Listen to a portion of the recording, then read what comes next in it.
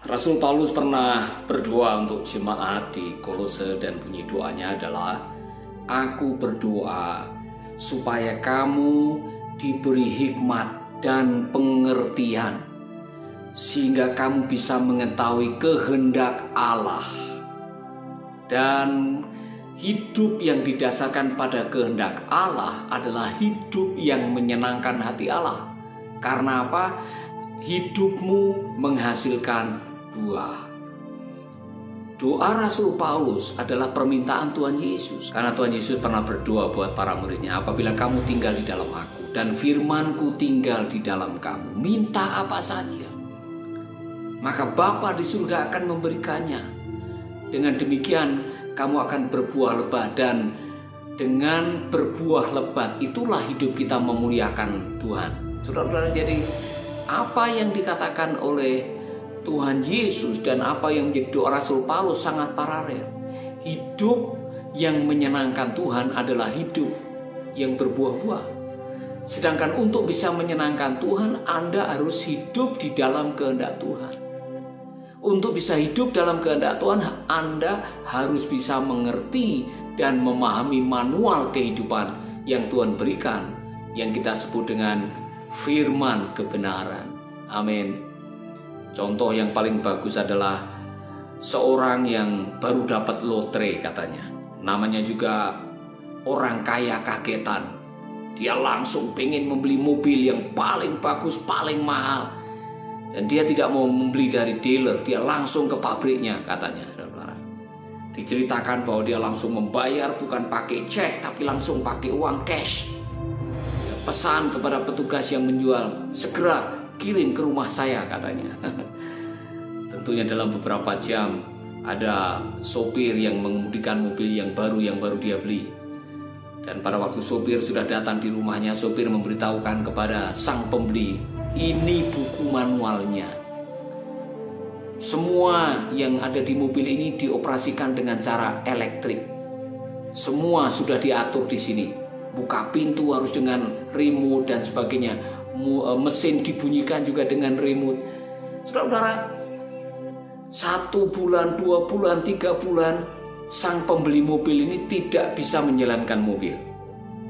Singkat cerita, dia marah dan dia menelpon pabrik mobil dan mengatakan, "Ini bagaimana? Mobil rusak dijual begini." Nah, saudara-saudara, tentunya sang sopir yang sudah pernah menjelaskan dan memberikan buku manual bertanya, "Apakah Bapak sudah mengoperasikan mobil sesuai dengan buku manual?" Dan dia terus terang, dia mengatakan, "Saya ini tidak bisa baca, jadi saya belum baca buku manual." Nah, itu kesalahannya. Kalau Bapak tidak membaca buku manual, Bapak tidak bisa mengoperasikan mobil. Kalau Bapak tidak bisa mengoperasikan mobil, mobil ini tidak berfungsi sebagaimana mestinya. Untuk apa beli mobil hanya ditempatkan atau ditaruh di garasi? Hidup Anda tidak akan berfungsi sebagaimana mestinya kalau Anda tidak mengikuti buku manual kehidupan yang Tuhan ciptakan. Ya kan? Jadi jangan pernah menyalahkan Tuhan atau pencipta Anda kalau hidupmu tidak maksimal. Kalau hidupmu tidak seperti yang seharusnya, bukan kesalahan iblis, tapi karena Anda tidak berfungsi sebagaimana mestinya, karena Anda tidak tahu cara mengoperasikannya. Maka Rasul Paulus berdoa buat kita, "Aku berdoa supaya kamu diberi hikmat dan pengertian." Amin. Hikmat dan pengertian itulah yang sudah tertulis di dalam kitab suci. Maka Yakobus pasal 1 ayat 25 mengatakan, "Berbahagialah orang yang gemar membaca dan menyelidiki hukum yang sempurna." Bukan hanya membaca kemudian melupakannya, tapi sungguh-sungguh melakukannya, maka orang itu akan diberbuat bahagia. Orang itu akan dibuat bahagia oleh perbuatannya. Amin. Mari kita merefleksikan diri. Sudahkah hidupmu berbahagia? Sudahkah engkau menjadi maksimal seperti apa yang Tuhan katakan? Sudahkah kita memaksimalkan karunia-karunia yang Tuhan berikan? Kalau belum, kemungkinan saudara belum hidup menyenangkan hati Tuhan. Oleh karena itu, tiba saatnya kita harus kembali membaca manual kehidupan. Baca firman, hidup dalam firman, praktekkan firman dalam kehidupan, dan nikmatilah kehidupan yang penuh dengan sukacita dan kebahagiaan. Amin, saudaraku. Saya tidak tahu dengan saudara-saudara, tapi ada orang yang pernah datang dan mengatakan, "Pak, kenapa hidup saya terus begini? Saya menderita, menghadapi masalah demi masalah, tidak kunjung selesai, satu datang, satu pergi, dan saya tidak pernah menikmati hidup ini. Mengapa Tuhan menciptakan seperti ini?" Saudara-saudara, jangan menyalahkan Tuhan. Seperti tadi, kalau mobil tidak berfungsi, jangan menyalahkan pabriknya. Pabrik tidak salah, Anda yang tidak membaca buku manualnya. Amin. Oleh karena itu, bagian kita adalah membaca kebenaran firman. Hidupmu hanya ditentukan oleh perkataannya. Satu kebenaran yang saudara hidupi bisa membuat Anda menikmati kelimpahan berkat rezeki yang Tuhan berikan kepada kita. Makanya kalau pemazmur mengatakan, "Berbahagialah orang yang kesukanya merenungkan firman Tuhan siang dan malam. Ia seperti tanaman yang ditanam di tepi aliran sungai, berbuah pada waktunya, daunnya tidak pernah layu. Apa saja yang diperbuatnya berhasil." Itu benar, saudara. Jadi kalau Anda kok sekarang dari gagal ke gagal, dari kegagalan ke kegagalan, dari kebangkrutan ke kebangkrutan, saudara tidak pernah mencapai apa yang saudara inginkan, saudara belum bisa memaksimalkan apa yang Tuhan berikan, kemungkinan Anda belum hidup sesuai dengan kebenaran yang Tuhan berikan. Karena janji Tuhan kepada kita, apabila kita tinggal di dalam Dia dan firman-Nya tinggal di dalam kita, minta apa saja, maka Bapa di surga akan memberikan kepada kita. Hidup di dalam firman adalah hidup yang paling menyenangkan. Persoalannya adalah, kutanya, pada hari Minggu kemana? Ke gereja.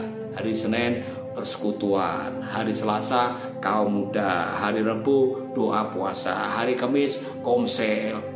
Tetapi hidup kita tidak berubah, tidak ada buah, tidak ada sesuatu yang menyenangkan. Penyebabnya di mana? Saudara, untuk apa Anda pergi ke gereja jika Anda tidak mengalami pertumbuhan rohani? Untuk apa saudara membaca firman jika Anda tidak mengalami perubahan? Masalahnya adalah Anda tidak mengerti.